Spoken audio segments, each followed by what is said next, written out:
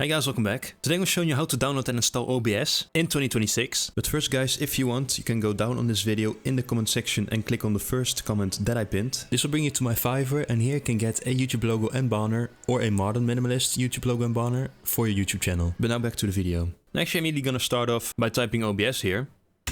Now make sure you go to the first website. It's gonna be obsproject.com. You select this one. Now you will have the choice between Windows, Mac, and Linux. In my case, I have Windows, so that's the one I'm going to select. As you can see, it will automatically start downloading up here in the right corner. And so once it's finished, it will also show up right here. Now what you can do then is go to show in folder, so to go to your downloads. Or you can actually immediately do open, because this is a .exe, so it's immediately the setup file. So you can actually also do this to just immediately run the setup, but I'm just going to go show in folder. And by the way, after that, you can also just close out of Chrome. Okay, so as you can see, it should go to your downloads. From here, you just want to double click on it. You'll have this window, you click yes. Here, we're just going to click on next. And same here, you can just go ahead and click on next. This part is pretty important. You first here see the destination folder, so where it will be saved. Now if you want something else, you can also go ahead and browse. But in case you're doing that, make sure that you know where you want to save it, because it's generally advised to let OBS decide where it wants to install it, which also generally will be on your disk C. So only really browse and change the destination folder if you know what you're doing. Then as you can see, we also see the space that it's required to install it and how much space you have available on your PC. So of course also make sure that you have enough here. Then we can go ahead and click install. Now then it will start installing. It shouldn't take that much time. And once we come to this window, you can just make sure that launch OBS is checked and we click on finish. Okay, so if you just installed OBS for the first time, you will have this window asking you first of all where you're going to use OBS for. Now if you want to do it for streaming, but in my case I would select optimize just for recording because I'm not streaming. And also a third option is if you're only going to use OBS for the virtual camera. So you can just click next. Then it will also ask you for the video settings, so what your base canvas resolution is going to be. Now in my case I just do 1920 by 1080, just like my 24-inch screen. That's like the default resolution I go by. And for the FPS, I would just go down here and select 60 in my case. You can sometimes bring it down to 30, but I would really advise you to just keep it at 60 in most cases. You have a little final results window where it gives you a little overview of your preferences, and you can go ahead and just simply click on apply settings. But this is something you can also of course always change later on in the OBS settings. For now you can just click on apply settings. And so now as you can see, I am in OBS itself, and so it's also going to be up to date to the latest version. Now what you can also do if you have the Microsoft Store,